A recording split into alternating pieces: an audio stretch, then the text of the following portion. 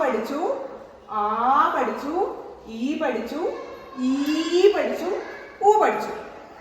ആല് നമ്മൾ ആന്റെ ചിഹ്നം പഠിച്ചു അല്ലേ? അത് കഴിഞ്ഞ് ഈയുടെ ചിഹ്നം പഠിച്ചു. പിന്നെ നമ്മൾ ഈയുടെ ചിഹ്നങ്ങൾ പഠിച്ചു. കണ്ടതിന് തമ്മിലുള്ള വ്യത്യാസം. ഈ നാകുമ്പോൾ നമ്മൾ ഇങ്ങനെ എഴുതി അല്ലേ? ഈ നാകുമ്പോഴോ ഇവിടെ നമ്മൾ ചുറച്ച് ഈന്ന് നീട്ടി എഴുതി. അടുത്തത് നമ്മൾ പഠിച്ചത് ഊ ആണേ. ഊന്റെ ചിഹ്നം കണ്ടില്ലേ? നിങ്ങളെല്ലാവരും പഠിച്ചു. ഇനി അടുത്തത് നമ്മൾ പഠിക്കാൻ പോകുന്നത് ഊ ആണ്. ഊ കഴിഞ്ഞു. അടുത്ത് നമ്മൾ പഠിക്കാൻ പോകുന്നത് ഊ. ഊന്റെ ചിഹ്നം എങ്ങനെ എഴുതാം? ഇതാ ഇതുപോലെ എഴുതി വീണ്ടും നീട്ടി എഴുതാം. ഇതാണ് ഊ. ഇത് വരുന്ന വാക്കുകൾ നമുക്ക് എഴുതാം. നിങ്ങൾ നോക്കൂ, ടീച്ചർ ഇവിടെ 2 അക്ഷരം എഴുതിയിട്ടുണ്ട്. ഇതെന്താ വായിക്കാം? പറഞ്ഞേ. കറ. ഈ ചിഹ്നം ചേർന്നാൽ ഈ വാക്ക് എന്തായി മാറും? നോക്കാം. ഇങ്ങനെ എഴുതിയാൽ മതിയോ?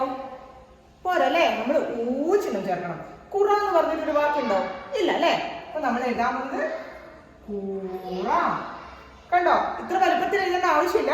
നിങ്ങൾക്ക് മനസ്സിലാവാനും അക്ഷരങ്ങള് ഈ ചിഹ്നത്തെ ഉറപ്പിക്കാൻ വേണ്ടിയാണ് ടീച്ചർ ഇത്ര വലുപ്പത്തിൽ എഴുതിയത്. അപ്പൊ ഇതെന്താ വായിക്കുക? കൂറ. ഒന്നുകൂടി എഴുതി തരാവേ. കൂറ. ഇങ്ങനെ എഴുതിയാൽ മതി. മറ്റൊരു വാക്ക് പറയാമോ? ശരി, അങ്ങനെയാണെങ്കിൽ നമുക്ക് എന്ത് എഴുതാം? ഈ വാക്കിനെ, ഈ 2 അക്ഷരങ്ങളെ ഈ ചിഹ്നം ഉപയോഗിച്ച് നിങ്ങൾ എഴുതാൻ പറ്റുമോ? നോക്കാം. ഇതെന്താ വായിക്കുക? പവ. അങ്ങനെ ഒരു വാക്കുണ്ടോ? ഇല്ല അല്ലേ? നമുക്ക് വേണമെങ്കിൽ പാവാന്ന് എഴുതാം.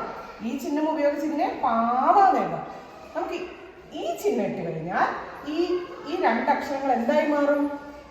നോക്കൂ. പൂവ്. എന്ന് എഴുതാൻ നമ്മളിതാ ഇവിടെ ഇങ്ങനെ ഒരു ചിഹ്നം ഇടണം അല്ലേ? പൂവ്. കുറച്ച് വാക്കുകൾ കൂടി ടീച്ചർ എഴുതി തരാം, നിങ്ങൾ വായിക്കണേ. നമ്മൾ എഴുതാം കൂലി, കൂലി, പൂവ്, കൂറ.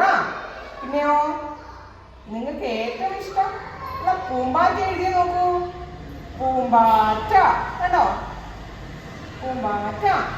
ഇതുപോലുള്ള കുറച്ച് വാക്കുകൾ ഇന്ന് തന്നെ നിങ്ങളുടെ നോട്ട് ബുക്കിൽ എഴുതി ടീച്ചർക്ക് സെൻഡ് ചെയ്ത് തരണേ.